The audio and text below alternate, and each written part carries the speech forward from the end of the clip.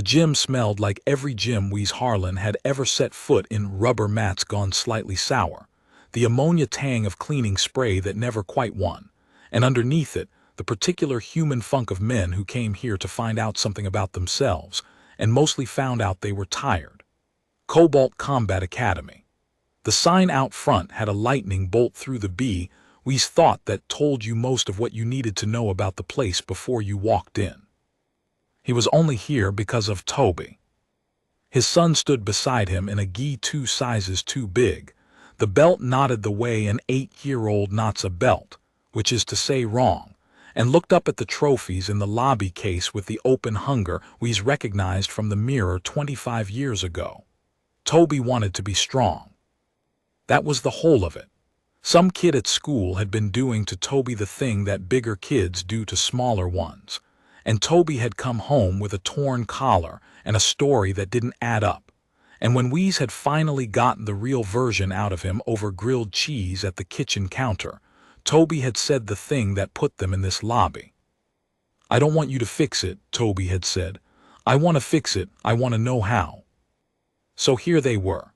Wheeze would have preferred the small jiu-jitsu club 2 towns over, run by a leathery old Brazilian who'd forgotten more about leverage than most men ever learned.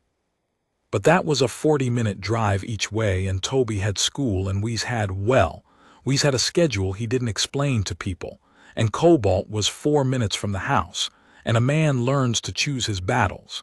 He'd thought, walking in, that this would be the easy kind. The man at the front desk was named Brent. Wheeze knew this because the word BRENT was tattooed across his own forearm in a Gothic font, which Wheeze filed away as a data point. Brent was maybe 30, built like a man who lifted exclusively the muscles that showed in a tank top, and he had the specific confidence of someone who had never in his life been the second most dangerous person in a room, and had concluded from this that he was the most dangerous person in every room. "Help you?" Brent said, in the tone of a man who has decided in advance that he cannot. "Looking to sign my son up, beginner kids class." Brent looked at Toby the way you'd look at a car you weren't going to buy. Then he looked at Wheeze, and Wheeze watched him run the assessment, the quiet clothes, the unremarkable build, the calm, and come to the conclusion such men always came to, which was that there was nothing here worth being careful about. Kids' class is Tuesdays and Thursdays. You training too, or just dropping off? The just dropping off did some work. Just getting him started for now. Smart, Brent slid a clipboard across. Leave the fighting to the kids.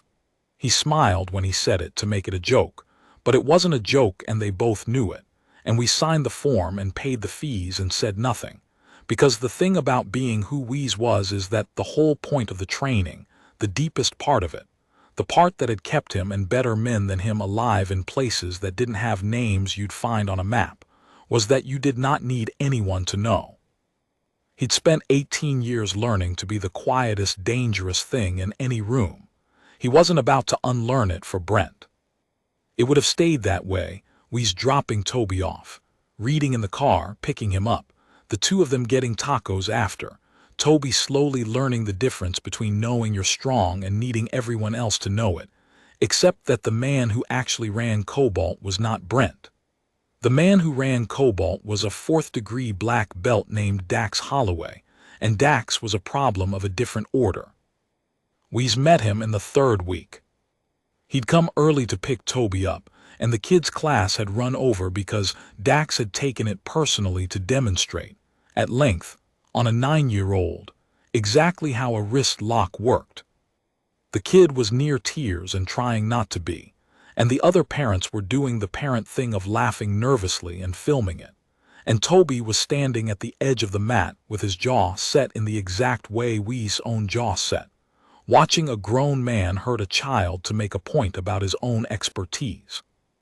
Wheeze did not raise his voice. People who have actually hurt other human beings, who carry the real weight of it, almost never raise their voices. It's the men who have only imagined it who shout. "That's enough," we said, just that from the doorway. Dax let the kid go and turned. He was a big man, genuinely athletic, and he moved well. We clocked that instantly and without resentment, the way you note the make of a car. Dax had real skill. 20 years of it, probably, and a wall of tournament medals to prove it, and the kind of body that comes from a life organized entirely around being formidable. In a tournament, with rules and a referee and a mat with boundaries, Dax would beat almost anyone he met. The trouble was that Dax believed the tournament was the world. "And you are," Dax said. "Toby's dad." "Right." Dax walked over unhurried, establishing the geography of the room the way dominant men do, getting close enough that most people would step back. Weez didn't step back. He didn't lean in either. He just stayed exactly where he was, which Dax registered and didn't like. The kid was fine. They gotta learn it hurts a little. That's the lesson. World's not soft. He's 9. And he'll be a soft 30 if nobody toughens him up now. Dax smiled, and it had teeth in it. "What do you do, Toby's dad? You look like accounting, logistics, something with a desk." He let his eyes do the same tour Brent's had. The clothes, the build, the calm.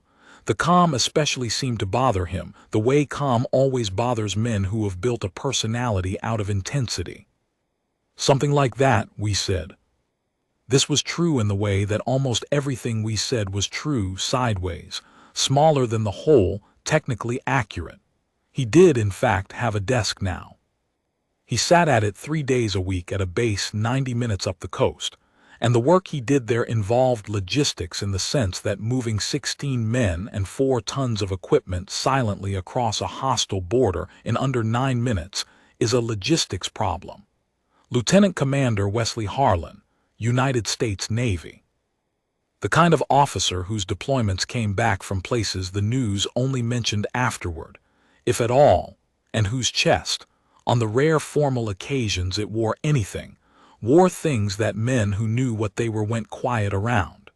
But Toby's gi said Harlan on a strip of tape, and that was the only rank Weez wore in this building, and he intended to keep it that way. "Something like that," Dax repeated, amused. He decided what Weez was. "Tell you what. Your boy's got potential, actually. The way he was watching, he's got the eye. But he's gonna learn soft habits from a soft house. You want him to be hard, somebody's gotta show him hard's not scary." He clapped Weez on the shoulder, which was a liberty and a test, and Weez let his shoulder be exactly as solid as a shoulder is and no more, giving Dax nothing to read. "You should train. Adult class. Will go light. Be good for the kid to see his old man on the mat." "I'm good, thanks." "Course you are." Dax grinned at the room, at the filming parents working them. "They always are." Toby, in the car afterward, was quiet in the particular way that meant he was ashamed of something, and it took 2 tacos before it came out. "Theo asked why you didn't get on the mat," Toby said to the window. "When Mr. Holloway said, Theo said his dad would've, he said," Toby stopped. "He said maybe you were scared." We drove for a minute. The coast road, the water flat and silver to the left, the same road he took to the base, the road he'd driven home on after the deployment where they'd lost Petey Vance, and he'd had to write the letter to Petey's mother, and had pulled over on this exact stretch to do the thing men like him almost never let themselves do alone, where no one could see. "What do you think?" Weez asked. Toby considered it with the seriousness of an 8-year-old who has been raised to consider things. "I don't think you're scared of Mr. Holloway," he said slowly. "I think you didn't want to. But I don't know why. And I couldn't tell Theo I didn't know why, so I just didn't say anything, and now Theo thinks I think you're scared." And there it was, the real cost, the one Weez hadn't budgeted for. He'd spent so long being invisible that he'd never reckoned with what it did to a kid to have a father whose whole life was a thing he wasn't allowed to be proud of out loud. Toby didn't know. Toby couldn't know half of it was still classified, and the other half Weez had buried so deep that it only came up on the coast road, alone. Toby just knew that his dad got quiet around men like Dax Holloway, and a boy that age has only one word for a man who gets quiet instead of loud. "Sometimes," we said carefully, The strongest thing a person can do is the thing that nobody claps for. You'll understand it better when you're older. I know that's the worst thing a parent can say. It really is, Toby agreed and ate his taco, and the matter rested there. It would not rest for long. Dax made it personal because Wheeze wouldn't give him the reaction. That was the whole engine of it, and we saw it coming the way you see weather build over open water. Men like Dax fed on the response, the flinch, the bristle, the oh yeah. And Wheeze gave him nothing week after week, just collected Toby and said thanks and left. And the absence of reaction was, to a man whose entire identity was built on producing reactions, an itch he could not stop scratching. It escalated in stages. First the comments louder in front of more people. Then Dax started demonstrating on the adult students with a little more force when Wheeze was in the lobby, glancing over to see if Wheeze was watching, performing a violence whose real audience was a man who refused to be its audience. Then he started in on Toby, not roughly, he wasn't that stupid, but pointedly, singling the kid out. Harlan, show us how your dad would block this. Oh wait, your dad doesn't train, does he? Until Toby came off the mat one Thursday with his ears red and his eyes wet and said in the car, "Can we please find a different gym?" And we said yes, and meant it, and that should have been the end of it. Except that the universe, or Dax's ego, or the simple physics of a man like that needing to win, had one more turn to take. Because the day Wheeze came to pull Toby out, to quietly cancel the membership, get the kid's stuff, and drive to the leathery old Brazilian 40 minutes away, who would never in his life humiliate a 9-year-old. That was the day Dax decided he wasn't going to let the quiet man just leave. Brent was at the desk. "Canceling," he said, reading the form Wheeze had filled out, and something flickered across his tattooed face that might, in a better man, have been relief. Dax, no. Doesn't need to. He's gonna want to. Brent glanced toward the mat, where Dax was wrapping up the adult class, and lowered his voice in a way that surprised Wheeze, the first human thing he'd seen the man do. "Look, off the record, he gets fixated. On the ones who don't, you know, bite. He'll make you a thing in front of everyone before he lets you walk. It's easier to just—" Brent stopped, like he'd said too much, like loyalty and decency were wrestling, and he wasn't sure which he wanted to win. "Just so you know what you're walking into."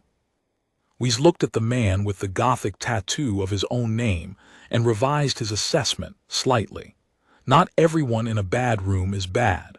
Some of them are just standing where they ended up. "Appreciate it," we said, and meant that too. Then Dax came off the mat, toweling his neck, and saw the cancellation form in Brent's hand, and we watched the decision happen behind the black belt's eyes, the decision to not let the quiet man have the last quiet word, and we felt the old thing settle into him, the cold, clean stillness that wasn't fear and wasn't anger, the thing they'd trained into him over 18 years until it was more native than his own pulse. The stillness that meant a situation had just changed category. Toby was on the mat still, finishing with the kids. There were 9-10 parents in the lobby, phones, half of them already half raised out of habit. "Walking out on us, Harlan," Dax said, loud enough for the room, the grin already on. "After all we did for the boy." And we's understood, with the weary clarity of a man who has spent his life trying very hard not to be in exactly this moment, that Dax Holloway was about to do the single stupidest thing of his comfortable, medaled, tournament-winning life, and that there was a very narrow window in which we could still stop it from happening, and that the window was closing, and that Toby was watching. The smart thing, the thing 18 years had drilled into Wheeze, was de-escalation. You don't win the fight you don't have. The most dangerous men he'd ever served beside were also the calmest in a bar, because they had nothing to prove and everything to lose, and the loudest were usually the ones still trying to convince themselves. "We're good, Dax," we said, easy, turning toward the mat to collect his son. "Toby had a good run, thanks for the classes." "Nah, see, that's the thing. Dax stepped sideways, not blocking exactly, just occupying the space between Wheeze and the mat in a way that wasn't an accident. You don't get to just slide out.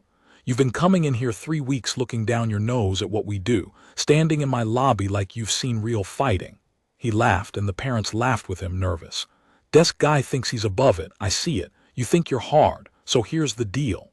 He spread his arms, playing the room. Step on the mat. 1 round, light, I won't even go full.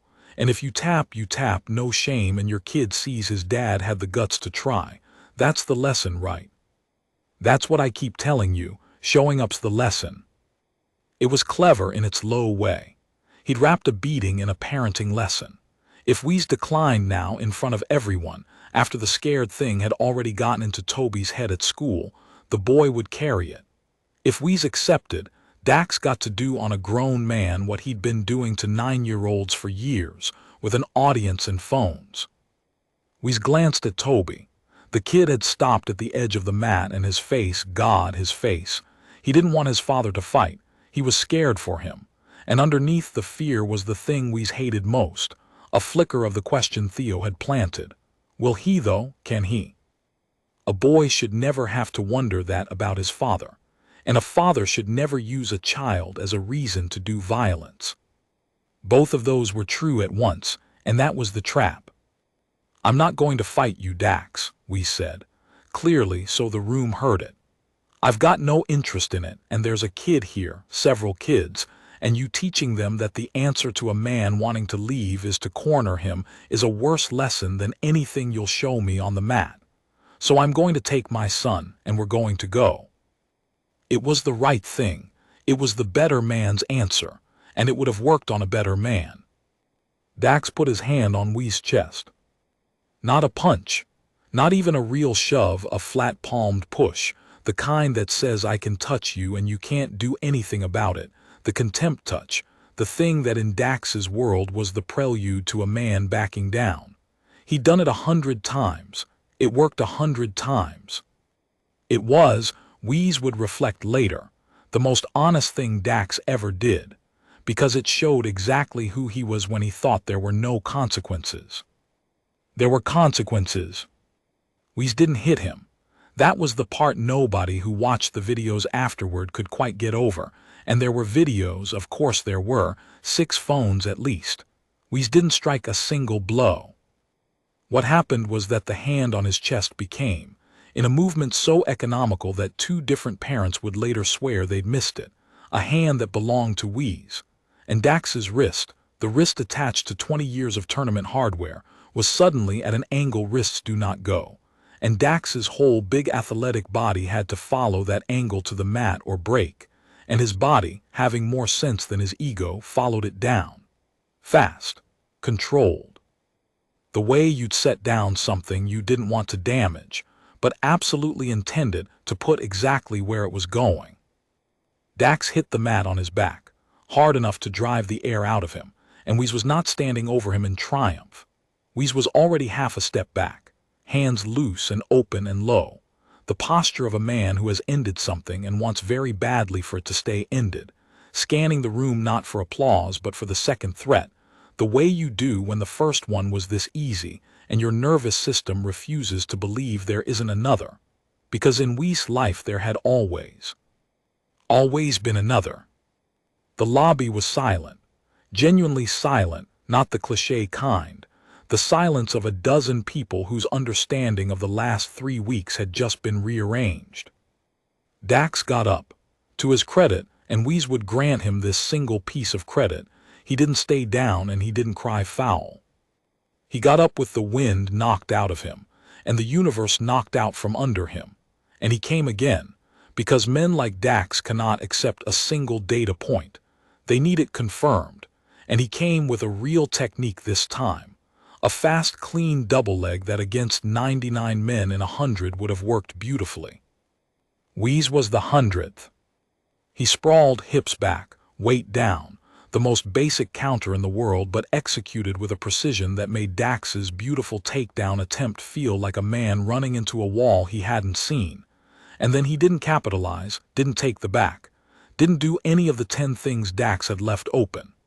He just disengaged, stepped clear, hands open, and said quietly, "Only for Dax now. Stay down, please, I'm asking you. There's nothing here you want." And Dax, on his hands and knees on the mat in his own gym in front of his own students and a dozen phones, heard the pleas, and heard that it wasn't mercy and wasn't mockery. It was something worse, something he had no category for. It was a professional asking an amateur to stop before the amateur learned something about the gap between them that he could not unlearn. It was the tone you'd use on a kid about to touch a stove. And for the first time in the 3 weeks we had known him, Dax Holloway was quiet. He stayed down. We's turned, found Toby, who was standing exactly where he'd been, mouth open, eyes huge, and not, we saw with relief that nearly buckled him, not frightened. Lit up. The way the kid had looked at the trophies that first day. We's crossed the mat and crouched to his son's height and said, "Lo, we're going to go get tacos and you're going to ask me 100 questions in the car, and I'm going to answer some of them. Okay." "Some of them," Toby breathed, like it was a treasure. "Some of them," We's agreed. "Get your bag."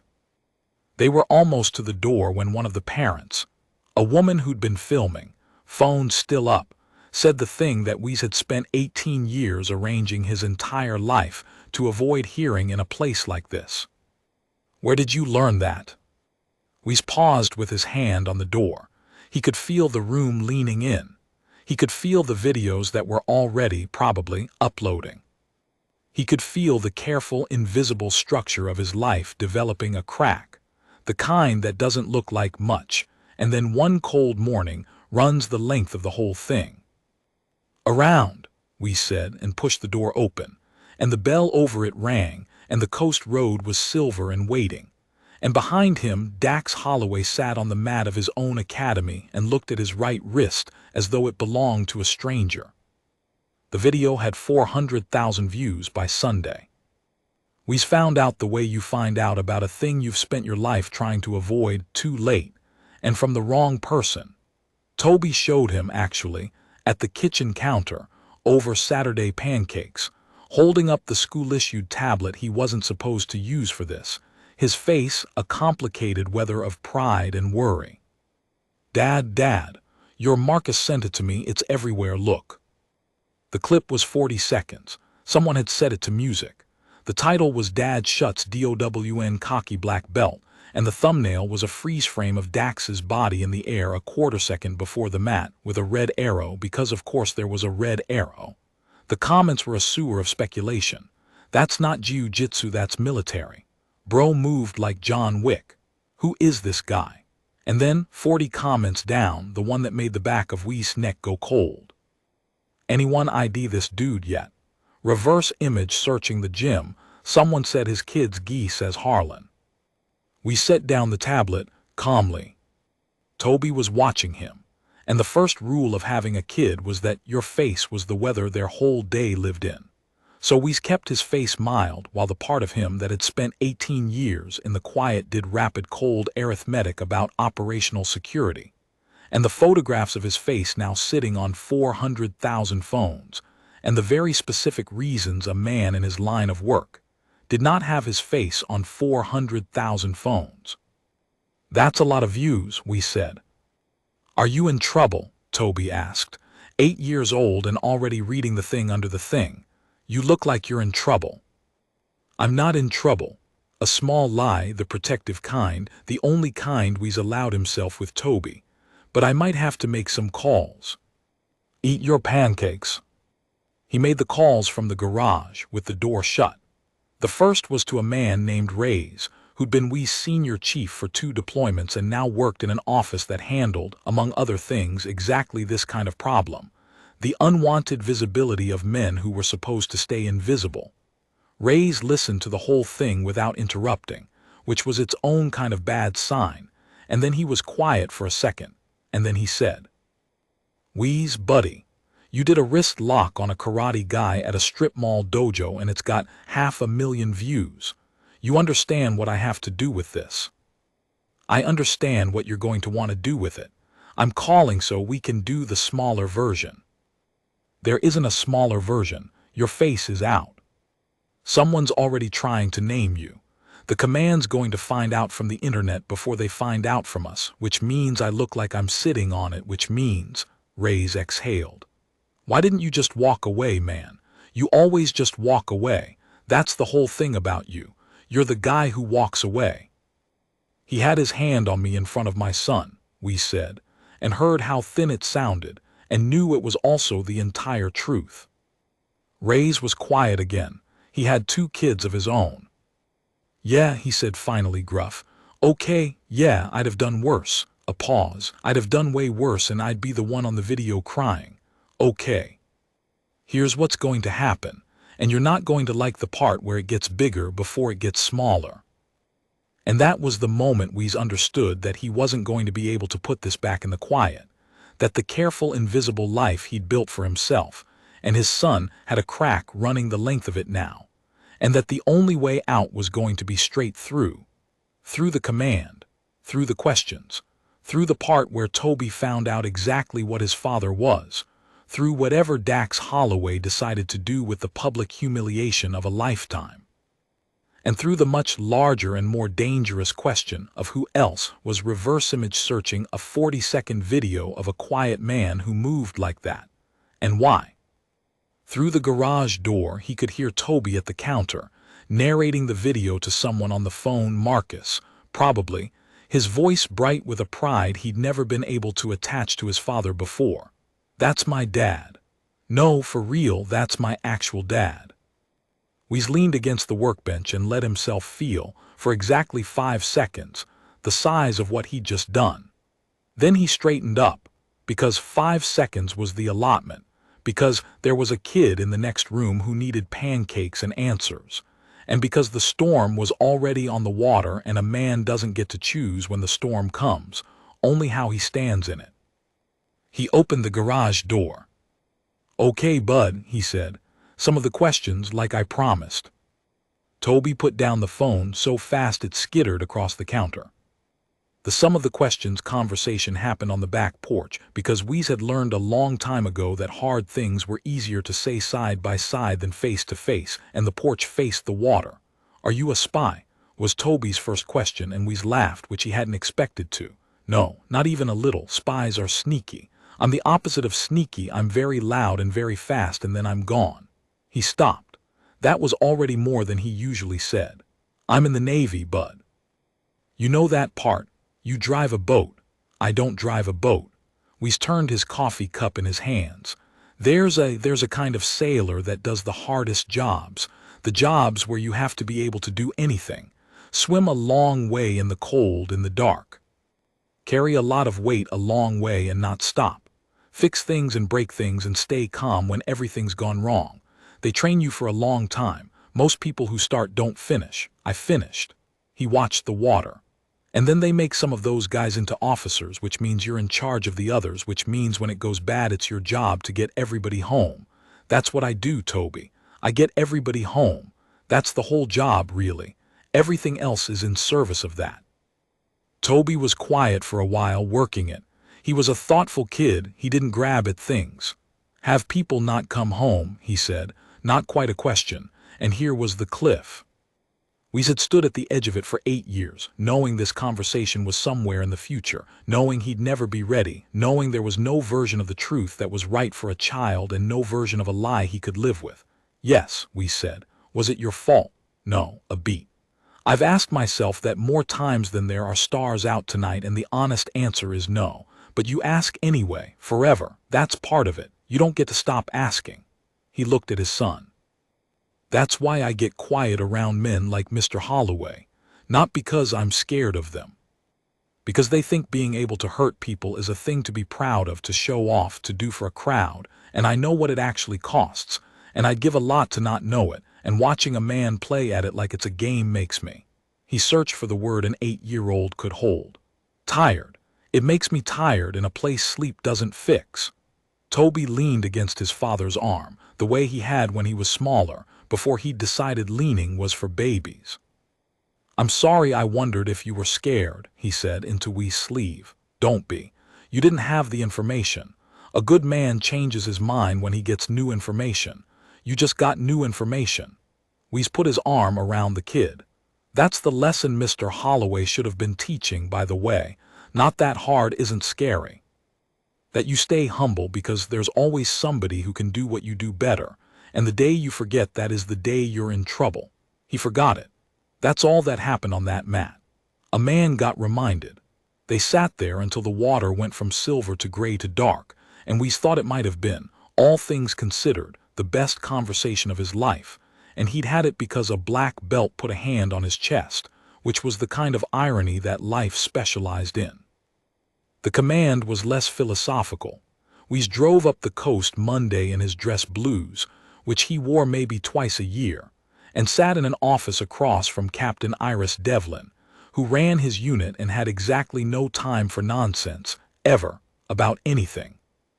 The video was on her monitor, paused on Dax's airborne body and the red arrow. She let Weez look at it for a long, deliberate moment before she spoke. 600,000, she said. It crossed 600,000 this morning. There's a subreddit.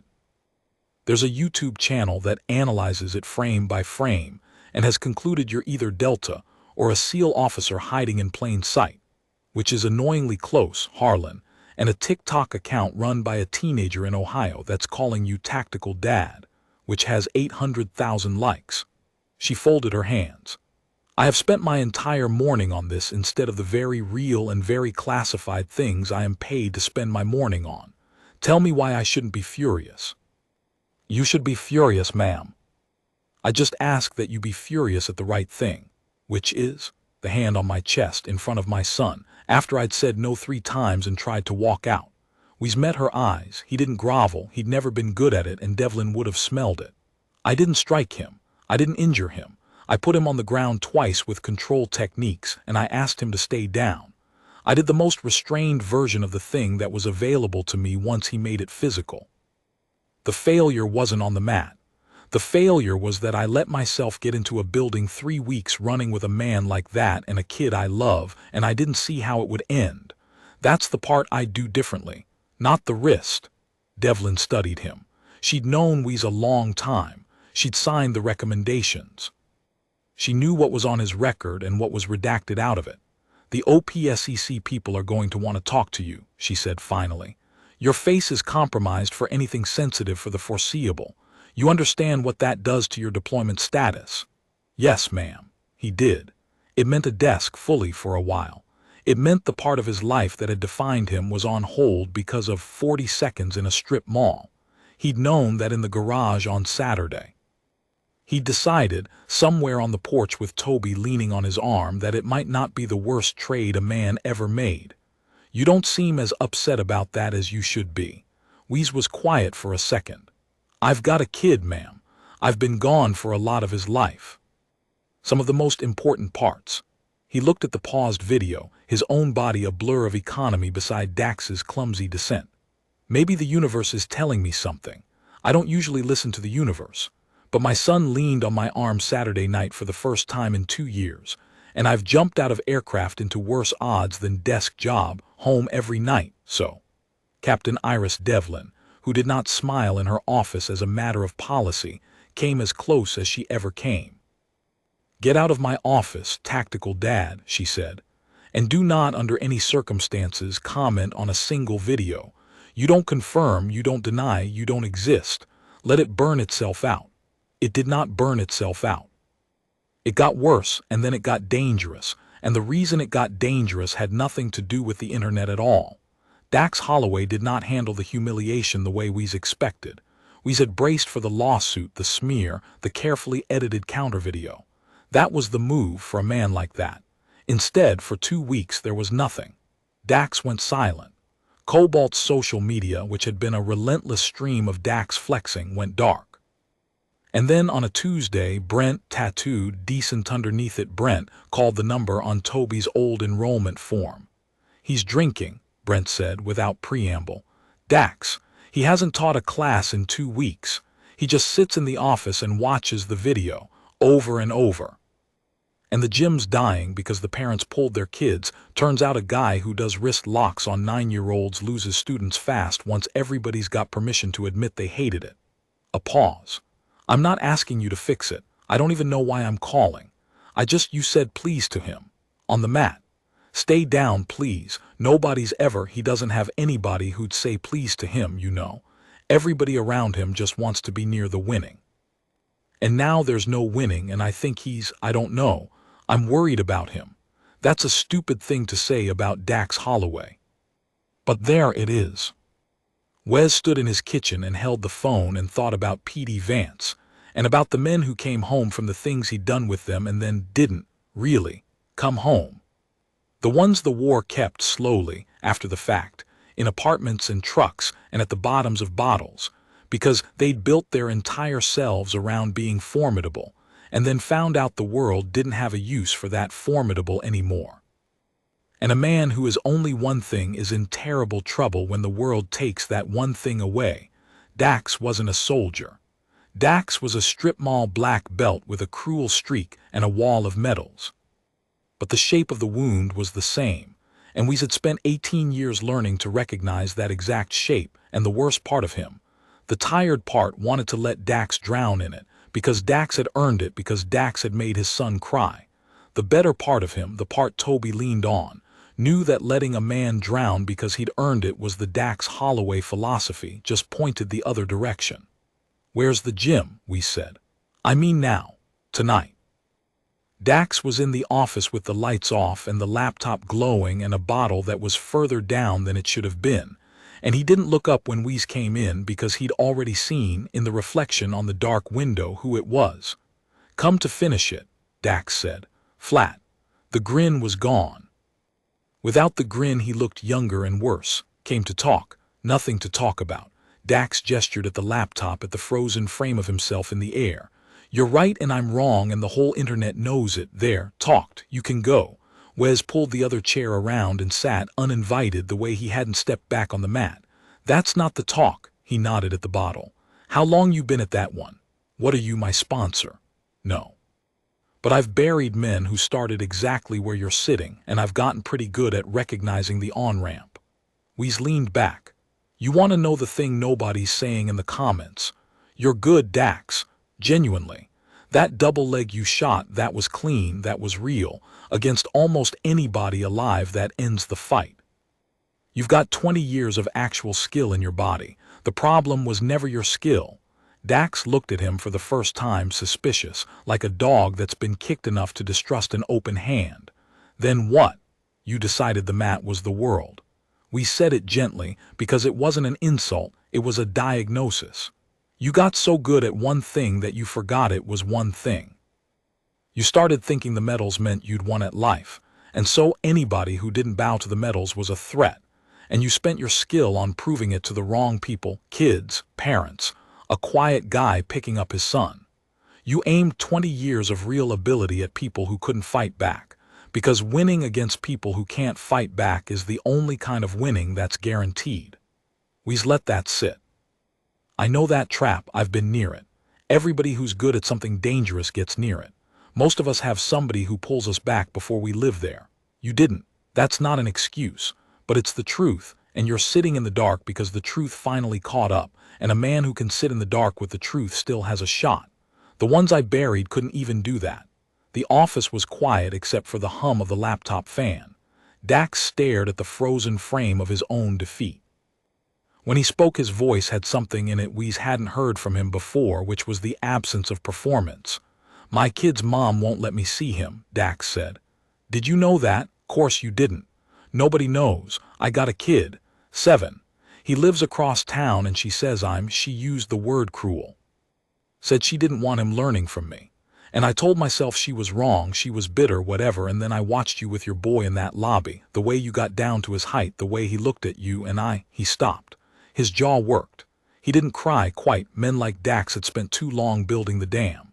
I do to other people's kids what I can't do to mine. Is that it? Is that the thing? You came here to tell me that? No, we said. You just told yourself that. I came here to tell you to close the laptop and go to bed, and tomorrow to call somebody who isn't a bottle. That's all I've got. The rest of it, the kid, the gym, the wall of medals, that's a long road and it's yours to walk, and I'm not your friend, Dax. I want to be honest about that. You made my son cry. I haven't decided how I feel about you. But I've decided I'm not going to be the guy who watched a man drown because he'd earned it because that's your move and I don't want it. He stood. Closed the laptop. He was at the door when Dax said quietly, "Who are you? Really? The internet's got 11 theories." Wes paused. He thought about Captain Devlin, you don't confirm, you don't deny, you don't exist, and about the OPSEC people, and about the careful invisible life with the crack running through it. And he thought about the fact that the truest mercy he could give this particular drowning man was the dignity of being understood by someone who actually knew the territory. A guy who gets everybody home, we said. It's the only thing I'm any good at. And tonight I'm counting you so. He nodded at the bottle. Don't make a liar of me. Then he left and the bell over the door rang and Dax Holloway sat in the dark and after a long while closed the laptop. The dangerous part came 3 days later, and it came from the direction Wees had stopped watching. A man called the house. The landline, Wees kept a landline, an old habit, a number that wasn't tied to anything searchable. It rang at 6:40 in the morning while Wees was making Toby's lunch, and Wees answered it the way he answered all unexpected calls, with a flat neutral yeah, and a voice he hadn't heard in 6 years said his name. Not Wees. Not Harlan. His call sign, the one from the teams. The one that did not appear in any record a tic-tac-OK teenager in Ohio could ever find. The one that only 16 specific living men knew and 2 dead ones. Saw your video, the voice said. There was something wrong with it, too smooth, too pleased. Everybody's seen your video. Funny thing about the internet.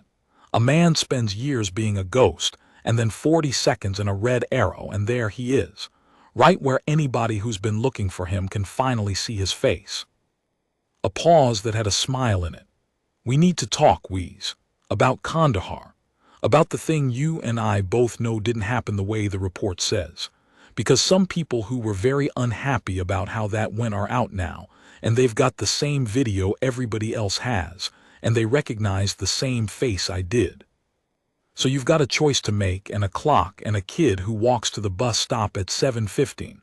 I'd hate for the wrong people to have noticed that too. The line went dead. We stood in his kitchen with the half-made lunch in front of him, turkey, no crust, the way Toby liked it, and felt the cold, clean stillness drop into him, the deepest version of it, the one he'd only ever felt a handful of times, the one that meant the category hadn't just changed but had changed into something with his son's name written inside it. Through the window he could see the bus stop sign at the end of the street. 7:15. 35 minutes, Dad. Toby in the doorway, backpack on, reading his father's face the way he always could. You've got the trouble face again, the real one. We set down the knife. He turned around. He made his face into the weather his son needed it to be, and inside the stillness the 18 years began with terrible familiar speed to organize themselves into a plan. Change of plans, bud, he said, light, easy, getting everybody home. No bus today, we're going on a little trip. Go pack the bag I showed you in the closet, the one we practiced. Remember the rules, Toby's eyes went wide. They'd practiced. Of course they'd practiced. Wees was who Wees was. The kid had thought it was a game. It's not a game today, is it? Toby said. No, we said. But you're going to be okay because we practiced and because getting people home is the only thing I'm good at. Go, Toby went. The bag in the closet was real, and Toby had helped pack it, and that was the whole point. Wees had built the drill the way he'd built everything in his second life as a father. Quietly, without drama, folded into the texture of ordinary days so the kid would have it in his hands before he ever needed it. They'd practiced it twice as a what if there's a fire game and once as a what if dad has to leave fast for work game, and Toby had thought it was the most boring game his father had ever invented, and now Toby was standing in the hallway with the bag on his small shoulders and his face white, and Wees could see him remembering every step, and Wees thought, this is the only thing the 18 years were ever really for. Phone, Wees said. Often in the bag, Toby recited. Where do we not go? The bus stop. The front of the house, anywhere with a window to the street. Good, garage. We're taking Mrs. Ockhaffer's car, not ours. Toby blinked, that wasn't in the drill, and then understood, and Wees watched his son's fear get organized by the having something to do, which was the secret nobody told you about fear, that the cure for it was a task. Weez had texted his neighbor Grace Okafor 30 seconds after the call ended. Emergency, no time to explain, need to borrow your car for an hour, keys in your mailbox. Grace was a retired ER nurse who had seen enough of the world to ask questions later, and the reply came back, take it, keys in the usual place, call if you need me, I mean it. People surprised you. The decent ones, when it counted, mostly surprised you in the right direction. The man on the phone had made one mistake, and it was the mistake men like him always made. He'd announced himself. He'd wanted Weez to feel the clock, to panic, to be reactive. He thought fear made people stupid. And it made amateurs stupid. What it did to Weez after 18 years was the opposite. The cold stillness wasn't the absence of fear.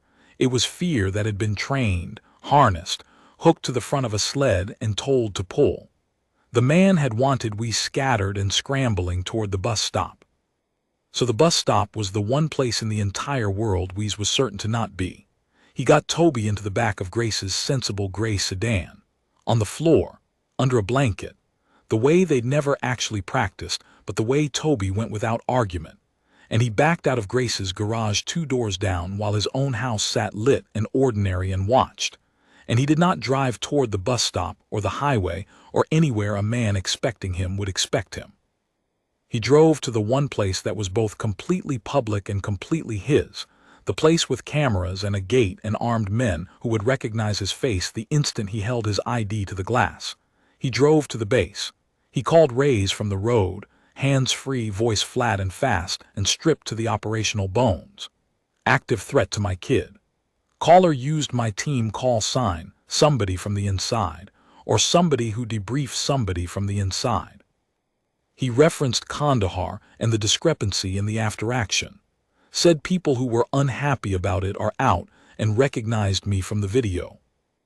I'm code clean, I'm moving the package to the base. I need the gate flagged and I need somebody to pull the visitor logs and any recent FOIA or records requests touching that op, and I need it 10 minutes ago. Rays didn't waste a syllable on "are you sure?" That was the gift of working with people who'd been in it with you. They ran on your word because your word had kept them alive. Gates flagged the second we hang up. Devlin's going to want you in a room. Weez Kandahar. The discrepancy. Is the caller bluffing or does he actually have the thing? Wes was quiet for the length of a breath. The thing. The piece of that day that the official report had rounded off. The call he'd made under fire that had gotten 13 men home and left a 14th, not one of theirs. A local interpreter named Yusuf. A man Weez had promised behind a door that Weez had not been able to reach in time, and had reported as a casualty of the engagement when the truth was murkier and worse, and had lived in Weez for 6 years on the coast road at night. He's got a piece of something real, Weez said. That's why it works. The best leverage is always true. But he's wrong about what it means, and he's very wrong if he thinks I'll trade my son's safety to keep it buried, because the thing he doesn't understand. Weez turned through the base gate, held his ID to the glass, watched the young sailor's face change as the flag came up on the screen, is that I'd rather have it all come out than have him near my kid. He thinks I'm protecting a secret. I'm protecting a boy. Those aren't the same thing, and a man who can't tell the difference has already lost. Roger, Rays said. Get in here. The man who'd made the call was named Garrett Voss, and he was not, it turned out, one of the 16. This was the thing Devlin's people pieced together over the next 4 hours. In a windowless room while Toby ate vending machine pretzels under the watchful and surprisingly gentle supervision of a master at arms, named Bo, who showed him how the radio worked. Voss had been a contractor, a logistics liaison attached to the task force for exactly 9 weeks in the relevant period, long enough to have heard the team's call signs over the net, long enough to have access to the raw incident traffic before it was scrubbed into the clean official version, and long enough to have left under a cloud when money went missing. He'd spent 6 years selling what he knew in pieces to whoever would buy, and the video, the stupid 40-second video with the red arrow, had handed him the one thing he'd never had. A face to attach to the call sign, and a family and an address, because a man named Brent at a strip mall dojo had decency but a teenager in the comments did not, And the kids Guy said Harlan. Voss didn't have men outside the bus stop. That was the second thing they learned, and it changed everything, because it meant the threat to Toby had been the same kind of thing the hand on Wee's chest had been. A bluff dressed as power. A man with no real cards betting that fear would make the other man fold before anyone checked. Voss wanted money. The people who were unhappy were a story. The clock was a story. The only true thing in the whole call was the peace of Kandahar, and even that he'd misunderstood, he thought it was a crime Wees had committed, when it was a grief Wees had carried. We sat in the windowless room and felt the cold stillness drain out of him slowly, the way it always did afterward, leaving the shakes it always left, the ones he never let anyone see. His son was 40 feet away learning to work a radio. The threat was a coward with a phone. And the secret, the thing about Yusuf, the door he hadn't reached, was about to come out in front of Devlin, in front of the investigators, in front of the record, because Voss had threatened to release it, and the only way to take a man's leverage away is to do the thing he's threatening to do yourself first on your own terms. I want to make a statement, Wees told Devlin. The full one, about Kandahar. The real one, not the report. Devlin looked at him for a long moment. She knew what was in the report. She could guess what wasn't. You understand what that might cost you. I understand what keeping it has cost me, we said. 6 years on a road at night. I'm done paying that, and I'm not going to spend the next 6 years waiting for the next Garrett Voss to find the next video. You take the thing a man's using against you and you set it down in the light yourself, and then it's just a fact, and facts can't blackmail you. I learned that this week, actually. He almost smiled. From a black belt who watched himself lose 600,000 times until he closed the laptop. So he made the statement, the real one. About the door he couldn't reach and the promise he couldn't keep, and the report he'd let stand because the truth was complicated and he'd been 29 and grieving, and the rounding off had been offered to him and he'd taken it, and how it had sat in him ever since. It was not a crime. The investigation that followed would confirm that. A hard call in an impossible minute, defensible by every standard that applied. The kind of thing that haunts the men who make it precisely because they're the kind of men who should be making it. But it was a weight, and the strange thing, the thing we hadn't expected, was that saying it out loud in a windowless room to a captain who'd carried her own versions of it made the weight not vanish but become shareable, become a thing that other people now also held, which is the only thing that has ever actually made a weight lighter. Garrett Voss was arrested 4 days later trying to sell the same Kandahar traffic to a journalist who was, in fact, a federal agent, which was the kind of stupid ending that real criminals mostly had, nothing cinematic about it, a greedy man caught being greedy. He never got within a mile of Toby. He'd never intended to. The bus stop had been a sentence in a phone call, and Wees had built an entire defense against a sentence, and that was fine, that was correct, because the one time you don't build the defense is the time the sentence is true, and a father does not get to gamble on which time it is. Toby asked about it, of course. On the porch, where the hard things lived. Was the bad man real? He was real. He wasn't as dangerous as he wanted me to think, but I couldn't know that for sure, and when it's you, I don't guess. I never guess about you. Wees turned his cup. You did everything right, by the way. The bag, the phone, the floor of the car. You were better than men I've served with. Toby absorbed this with the gravity it deserved. Then, because he was 8, he asked the thing that actually mattered to him. Are you sad? You've got the sad face, not the trouble face, the other one. Wes considered lying. He'd gotten good over the years at the protective kind. But the whole lesson of the week, the wrist lock, the statement, the laptop in the dark, was that the things you keep in the dark are the things that eat you, and that the cure was the light, and he wasn't going to teach his son one rule and live by another. A long time ago, I couldn't keep a promise to someone, we said. Through no fault of my own, I want you to hear that part, because you're going to grow up and have a hard call someday, and I need you to know that doing your best in an impossible minute and still not getting the thing you wanted isn't the same as failing. But I kept it quiet for a long time because it hurt, and keeping it quiet made it hurt more, not less.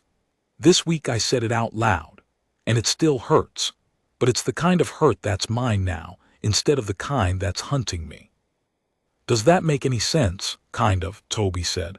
Like when I didn't tell you about the kid at school and it got bigger in my head, and then I told you and it got smaller. Weez looked at his son for a moment. Yeah, he said, exactly like that. You understood it better than I just said it. He put his arm around the kid. You're going to be a better man than me, I can already tell.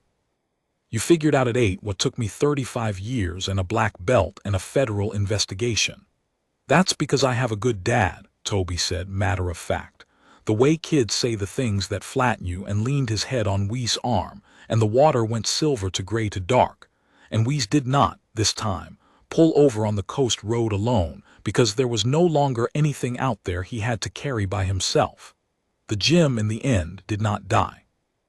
Dax Holloway closed Cobalt, sold the metals, actually all of them, in a single lot to a collector, which Brent said was the strangest thing he'd ever seen a man do, and also the first thing he'd ever seen Dax do that seemed healthy. He used the money to fight for supervised visits with his son, and got them slowly, the way you get those things, with a lawyer and a court and a great deal of swallowed pride. He opened a smaller place across town, no trophy wall, no lightning bolt through the B, just mats and a sign that said HOLLOWAYBASICS. And he taught kids, gently, the thing Weez had said to him in the dark. Stay humble, because there's always someone better, and the day you forget that is the day you're in trouble. He was not redeemed. Weez wanted to be honest about that, even to himself. Dax was a man who'd hurt people and was trying, now, not to, which is not the same as a clean slate, and is also the only kind of redemption that actually exists for anybody. Weez never became his friend. But Weez drove Toby past the new gym sometimes, and once they saw Dax on the sidewalk teaching a nervous kid how to fall without getting hurt. How to fall, of all things, the most useful skill there is, and Dax looked up and saw the car, and the two men nodded at each other across the street, two people who'd each shown the other something about himself he hadn't wanted to see, and that was enough. That was, maybe, the most a thing like that ever gets to be. Brent took over the lease on the old Cobalt space and turned it into a regular fitness gym with no fighting in it at all, which he said suited him fine, and he sent Weez a text once out of nowhere. Thanks for saying please. Nobody ever does. Paying it forward over here.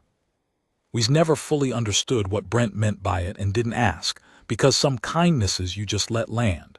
The video faded, the way they all do, replaced in the great churning feed by the next one. Tactical Dad trended for 9 days, and then the internet, which has the memory of a goldfish and the appetite of a shark, moved on to a cat that could open doors. By the time Toby started 4th grade, nobody remembered. Weez went back to a desk for a while, and then, eventually, when his face had faded from enough phones, and the OPSEC people signed off, back to the work that was the only thing he was any good at, though less of it now, and never the longest deployments, because he'd made a quieter promise to a kid on a porch, and that one he intended to keep all the way. Toby kept training. Not at Cobalt, not at Holloway's, at the leathery old Brazilian's place 40 minutes up the coast, the one Weez had wanted from the start, where an ancient man with hands like driftwood taught a class of 8 kids the patient, unglamorous truth that the strongest thing is almost never the loudest. Toby was good at it. Not because he was fast or strong, though he was getting both, but because he'd learned, younger than most people ever do, the thing his father had spent a life learning and nearly a life hiding, that real strength has no audience. That it doesn't need the clap, or the medal, or the red arrow, or the 600,000 views. That it shows up quiet, does the necessary thing, asks the other man to stay down please, gets everybody home, and then drives to get tacos like nothing happened. Because to the people who actually have it, nothing did. It was just Tuesday. There was a kid who needed picking up. The water was silver on the drive home. And a man who can do the hardest thing in the world and then make his son a turkey sandwich with no crust, and mean the sandwich just as much as the hard thing. That man, Toby decided somewhere around 4th grade and never once changed his mind about, was the strongest person he was ever going to meet. He was probably right.